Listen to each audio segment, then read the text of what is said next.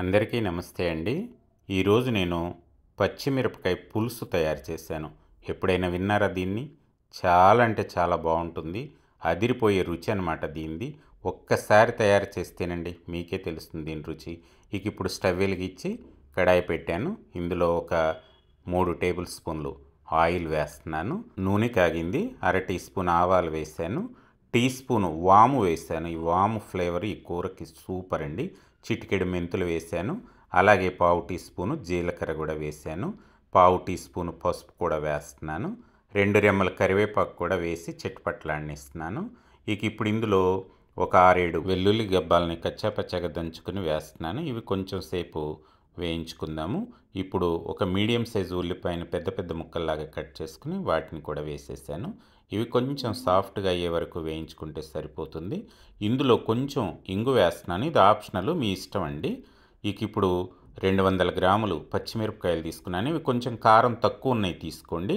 వీటికి ఘాట్లు పెట్టుకుని వేసుకుంటే ఈ పులుసు కూడా ఈ పచ్చిమిరపకాయల్లోకి వెళ్ళి చాలా రుచిగా ఉంటుంది. పావు కప్పు తురిమిన పచ్చి కొబ్బరి వేస్తున్నాను. ఈ పచ్చిమిరపకాయ పులుసులో ఈ పచ్చి కొబ్బరి సూపర్ అంటే సూపర్ అండి. రుచికి తగినంత ఉప్పు వేస్తున్నాను. ఈ ఉప్పు మాత్రం మీ రుచికి అనుగుణంగానే వేసుకోండి. ఇక ఇందులో మనం కారం వేయాల్సిన అవసరం లేదు.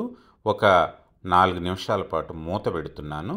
పచ్చిమిరపకాయలు మగ్గేలోపు మనం ఒక బౌల్ తీసుకుని ఒక పెద్ద నిమ్మకాయ సైజ్ అంత చింతపండుని వేసుకుని వేడి నీళ్ళు పోసి నానబెట్టుకుని చల్లారిన తర్వాత గుజ్జు తీసుకుని పక్కన పెట్టుకుందాము. ఇక ఇప్పుడు మనం మూత తీసి చూద్దాము. పచ్చిమిరపకాయలు దాదాపు మగ్గిపోయాయి.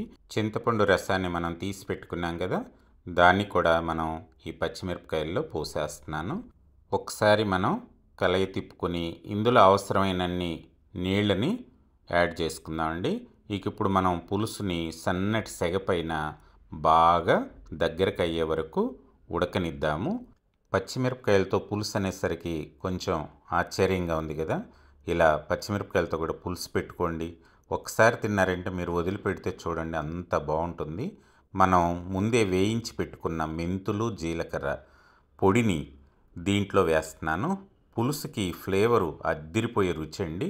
కొంచెం బెల్లం వేస్తున్నాను. ఇది ఆప్షనల్, ఇష్టం లేని వాళ్ళు స్కిప్ చేసేయచ్చు. కాకపోతే పులుసులో బెల్లం వేయడం వల్ల వాటన్నిటిని కూడా మిగతా రుచుల్ని బ్యాలెన్స్ చేస్తుంది. కాస్త సన్నటి సెగ పైన వీటిని ఉడకనిస్తూ ఫైనల్గా కొంచెం కొత్తిమీరను కూడా యాడ్ చేస్తున్నాను. దాదాపు పులుసు ఉడకడం అయిపోయిందండి. ఇక మనం స్టవ్ ఆఫ్ చేసేసి దీన్ని డిష్ అవుట్ చేసేస్తున్నాను. చూడండి, అద్భుతమైన పచ్చిమిరపకాయ పులుసు తయారైపోయింది. పులుసు అంటే పులుసు. ఇది చపాతీ, రైస్, పుల్కా దేంట్లోకైనా మంచి కాంబినేషన్. ఇంకెందుకు ఆలస్యం, రెడీ చేసేసుకోండి. మరి ఈ నా వీడియో మీకు నచ్చినట్లయితే లైక్ చేసి షేర్ చేయండి. అలాగే నా ఛానల్ని కూడా సబ్స్క్రైబ్ చేసుకోండి. మీరు మంచి కామెంట్ ఇచ్చి నా ఛానల్కి నాకు మంచి బూస్ట్ని ఇస్తారని కోరుకుంటున్నాను. Thank you very much.